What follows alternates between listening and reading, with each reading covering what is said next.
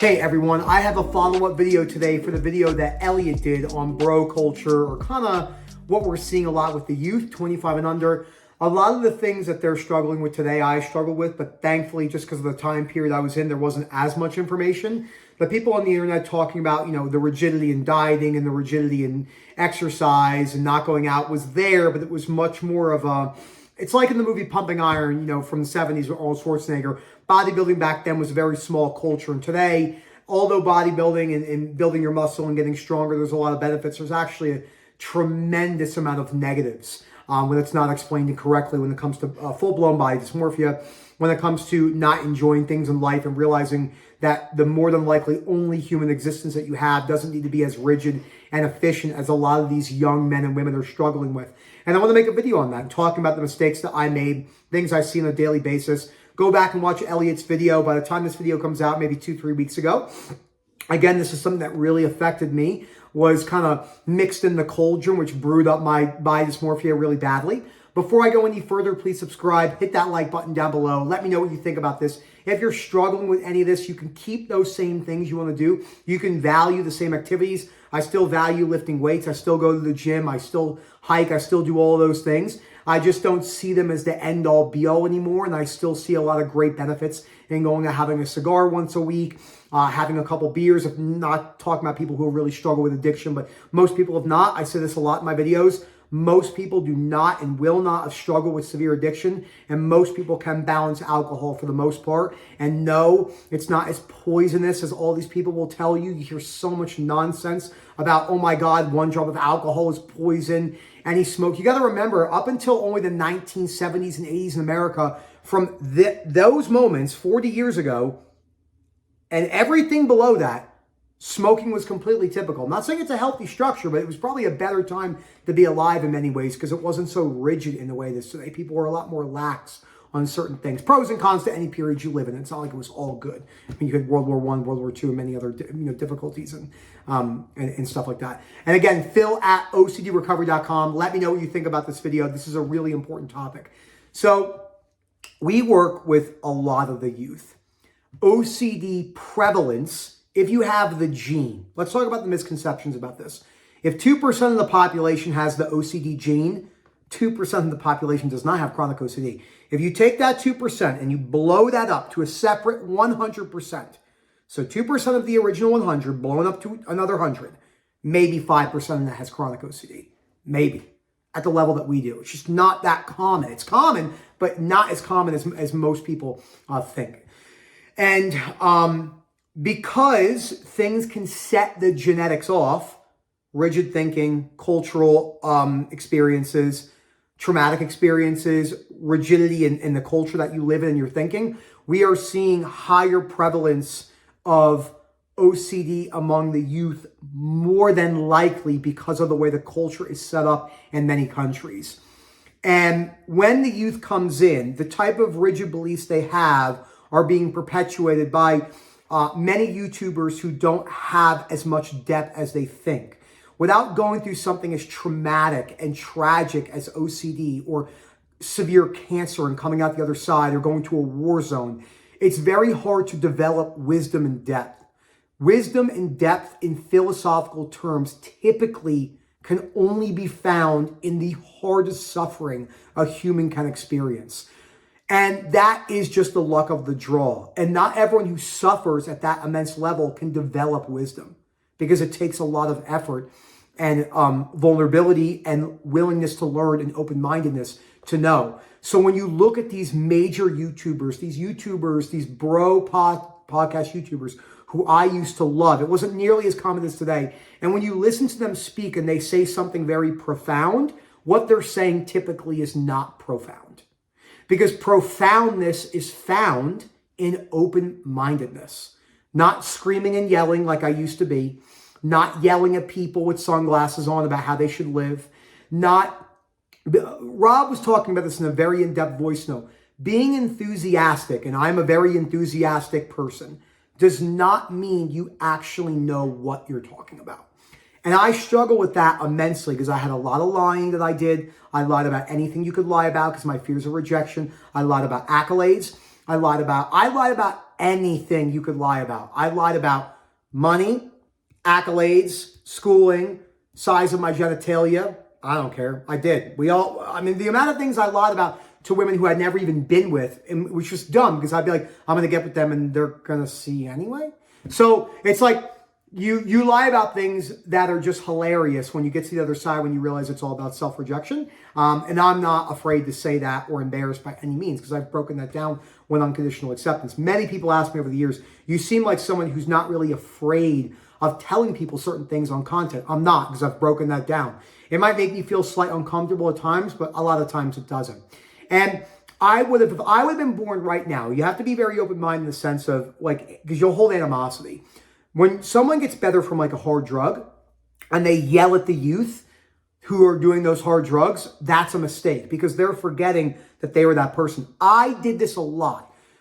I would get frustrated on calls. I would go downstairs and Erica would say to me, sounds like someone I would know, someone I used to know. Fuck. So we understand why it's so easy to fall into this, but when you chip back and you look at what a lot of these podcasters and bro culture people are telling you. Someone was showing me on a call today, someone said, oh, type this person in, they have 600,000 followers, shirt off, big gold chain, in front of Ferraris, like, this is how you become a man. It's like, not really. You're basically a scared child. This is where psychoanalysis actually comes in. If you chip away the shell of that person, Voldemort under the bench. Someone's going to watch this and understand what I mean. They are Voldemort under the bench. There is a screaming child underneath that. Now, that's as far as you need to go into trauma in the past for the most part, but highlighting that is the truth. Because you could be hyperactive, eccentric, but silence is great, and not needing other people to know that they're wrong and explaining things in an open-minded way is sorely missing in the youth. It's a lot of people that are lying about how much money they have. I hear it all the time. Like, we go places and you'll hear kids be like, Rob said this the best. Like, I was in the cigar bar not long ago and I was hearing kids talk about the businesses they own, all bullshit for the most part, can guarantee it. And Rob would say, and I did this, I lied, I know, because it makes you sound cool and you're afraid of embarrassment. Rob said to someone in a chat the other day talking about crypto bros. And he said, if crypto bros were making as much money as you think they are, go to a Michelin star restaurant in any major city, Manhattan, San Francisco, Spain, Ibiza, I think is how you actually say it. There's not really a lot of 17 and 20-year-olds there, are there? No. Kids do not have money for the most part. It's very, very, very rare. 0.00001%. When I think we do, you see a lot of people that have fancy stuff online. It's all an illusion. How do I know? Because I follow a lot of people that I coach, and a lot of their lives are an illusion on social media. They look a lot better than they're actually doing, and I was one of them. I was terrible at that because I was afraid of that rejection. So we're not saying that you shouldn't watch any of these people because we don't want to be black and white, but you just got to be more aware as you learn, as you mature, you go through life, that life isn't just about having Ferraris and getting women or men or whatever you're into. And there's nothing wrong with wanting to be rich. There's nothing wrong with having a good-looking partner. There's nothing wrong with wanting materialism. That's the other side of the coin. You get the super moral superiority crowd where they're like, none of those things are worth it. That's not fucking true. Driving around in a Ferrari with $1 million in your bank account is fucking awesome. Okay? I would imagine. Okay? I don't have that, but I would imagine it would be awesome. But that doesn't mean it's the only important thing in life. So you got to be careful because people will go the minimalistic route and you get that whole side of people who are like, nothing matters, it's all about minimalism. Then you get the super materialism like the people I just talked about with the social media. The answer is in the middle. It's not the material itself. It's the belief behind the material that fuels the emotional disturbance. That's the actual thing. There's nothing wrong with wanting to be rich. There's nothing wrong with wanting to have a good-looking body. But if you value that in a conditional way, you're going to be in trouble. If you value minimalism in a conditional way, I want to be minimalistic because I'm better than you, because I'm better for the society, I'm better for the green movement and my carbon footprint, you're going to suffer because you're going to hold that in a very rigid way. Now, the biggest problem that we're seeing with the youth is the twofold. It's the fitness stuff and nutrition, and it's dating. And we could split that into two different pieces. So the fitness and nutrition. This is probably as far as anyone needs to go when it comes to this. Eat within balance, but still enjoy foods when you want to, and work out how you want. Nothing else matters for the most part. We have a term called majoring in the minors. Most people are trying to find the best RPE, reps in reserve, best programming. And I say to them, have you been to the gym 5 days a week for 6 months straight? Maybe taking some days off here and there to rest? No, then nothing else matters. I have so many templates of well-intentioned individuals in the fitness world, which I still love some of them, but it's a little bit too much for the most part. There's never a need to really count your calories unless you're a major athlete. And even then, if you go into that with the wrong beliefs, you can end up even the way that Michael Phelps was. For his whole life, happens to, these are an extreme example, it's an outlier, but it's much more of an outlier nowadays. I'm in the gym. I go to a really big gym, 70,000 square foot gym. It's the biggest of the company, of this one they have. It's, for you guys to do square meters. It's a very big gym. It's like the size of a fucking J.C. Penney's. The amount of people I see in there with tripods is insane. Like, you do not need to videotape yourself doing a rear lateral delt raise with 10-pound dumbbells. There's no need. You're never going to make money off this. You do not have good genetics. You got to realize that. I have moderate genetics, somewhat better than a lot, but I'm not some world-class athlete, and by any means. Like, you got to be realistic. And if you like doing that, that's great, but that's not really why you're doing it. You're doing it because you're doing it in a very conditional manner for the most part. And when you get to the other side of that, you realize I didn't need to do that to enjoy my workouts. And you take away a lot of the fun of the workouts. And if you can't go out, again, I'll say it again, most people have not struggled with addiction. Most people can go, I have like 4 to 5 beers a week sometimes. I have a cigar once a week, and I'm in perfectly good shape. And that's the way I like it. And I like that balance. And I still enjoy things like after the gym this morning, I had leftover tortellini and sausages. So good. So, but then for lunch, I'll have a protein shake or a smoothie or eggs or something. And then for dinner, I'll have something healthy as well, maybe steak with some broccoli and sweet potatoes. And I balance it. You got to be careful. The amount of longevity people. Look at the people that you follow in the longevity people. I don't want to be like them. They are not enjoying life. I don't care what they say. They think they're enjoying life because they're locking down the mechanisms of certainty in their mind. And the other part is dating. Now, we have to try to accept the world that we're living in. Dating for you young people will be a lot harder today. Many more people are addicted to porn, so it's skewed their perceptions. There's a lot more problems with adult websites and OnlyFans. Instant gratification.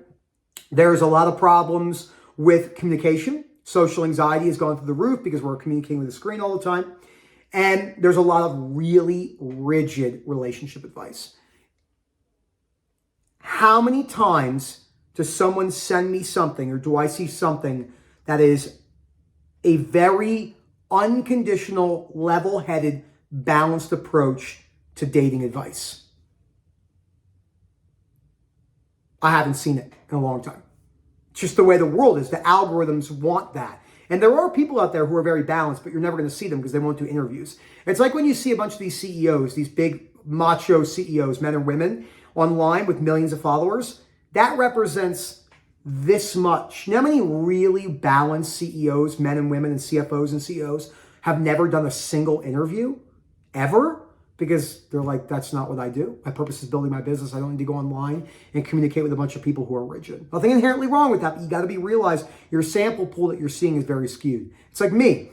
I work with a very hard disorder. I had a very, very hard disorder. One of the hardest. When you work with that all day, it can skew your animosity towards humans. You have to be aware of it. It's a process we all have to go through. There are no right or wrongs with dating, but there are pros and cons with particular situations and outcomes that can get a lot of people into trouble.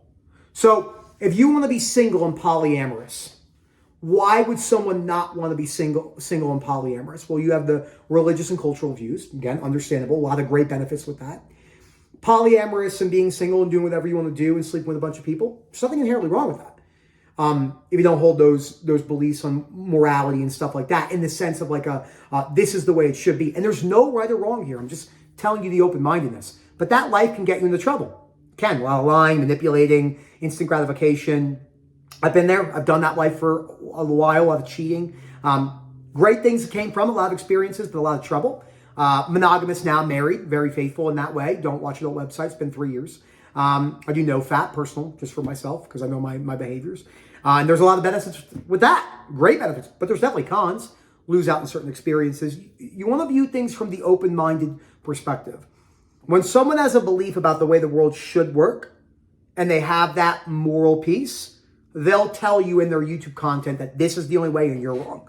But that's not true. But there are certain things that, like, it would be incorrect more than likely to say that being polyamorous, being single, and sleeping with whoever you want to do doesn't have any cons. It does have cons. Loss of long-term probability connection with someone, building frustration tolerance, etc. You do whatever you want to do, but I'm just saying you got to be careful of the people you're listening to, because the black and white information, the catchy titles are what catch it, what's get views.